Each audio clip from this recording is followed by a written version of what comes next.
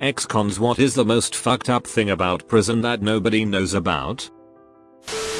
When you get out, the feeling of soft carpet on your bare feet is borderline orgasmic and you'll never take it for granted again. When you get out, you miss the simplicity of choices. When you are in, all you think about is getting out and what you will do when that happens. Everything focuses around this. When you are out, at first, the input is enormous and a small part of you miss the simplicity. Not a felon, but the wife of one. There are an unbelievable amount of rules that have to be followed.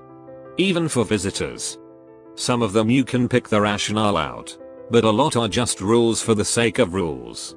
You don't follow, you get punished. The whole point seems to be to try and get you bothered, and remind you that you're powerless. Want to visit your loved one? Show up and wait to be called. You can't stand in this part of the lobby. Everyone on that side of the lobby, behind the blue line.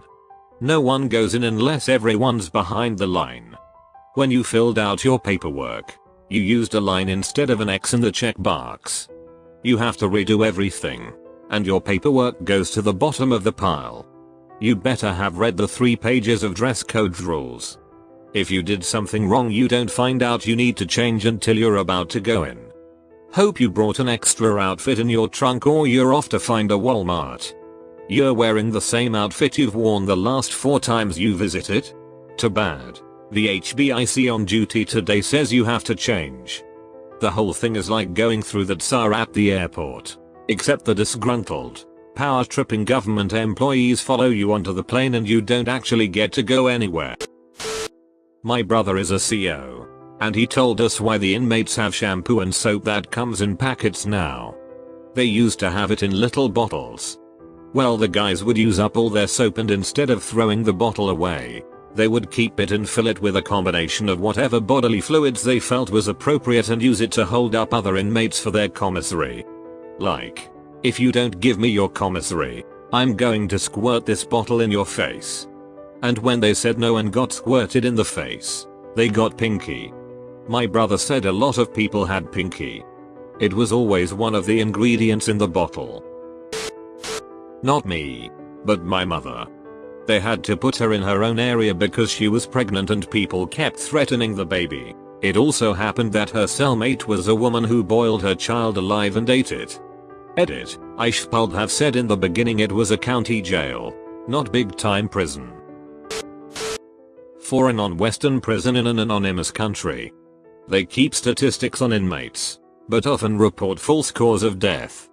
When a prisoner is found tied to a bed beaten to death, he would be checked into hospital for a week before they finally report his death due to natural causes like cardiac arrest or dehydration. Administration staff do not want to get involved in keeping order, so they have a group of prisoners they elect to do it for them. This means this group gets special privileges from administration staff, where they turn a blind eye to abuse for the sake of keeping order.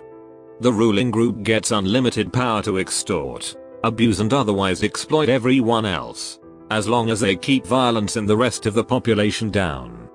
The official staff keeps a distance and away from harm. But the rest of the prisoners are subject to a ruthless gang. The administration staff only interferes if their elected group does not keep order, which is when they elect a different gang to the role. Administration staff will manipulate rebellious inmates. They will create sympathy between the inmate and themselves and encourage them to stand up for what's right. They say they have a plan to help and continue meeting with these inmates.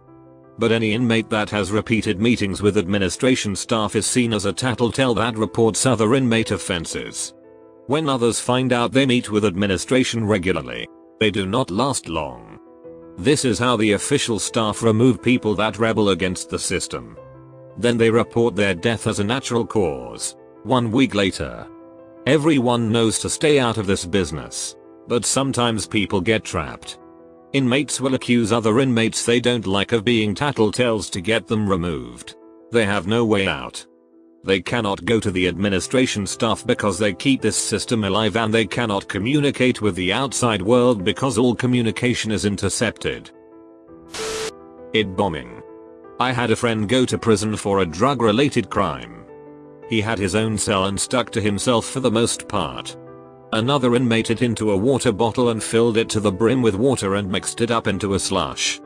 Said inmate then took the water bottle to my friend's cell, placed at the slit at the bottom of his cell door, and ducking stomped on it. Water sprayed absolutely everywhere, while my friend was in the cell too. Not exactly a secret, but prisons make $$ off commissary. Many PPL think the prison system purposely underfeeds its inmates so they are more compelled to buy off them. $1.50 for 75-cent pastries, ramen packs for $1, prob .33 CPA, $10 for $1 long johns, etc. etc. Also the insane costs for phone calls.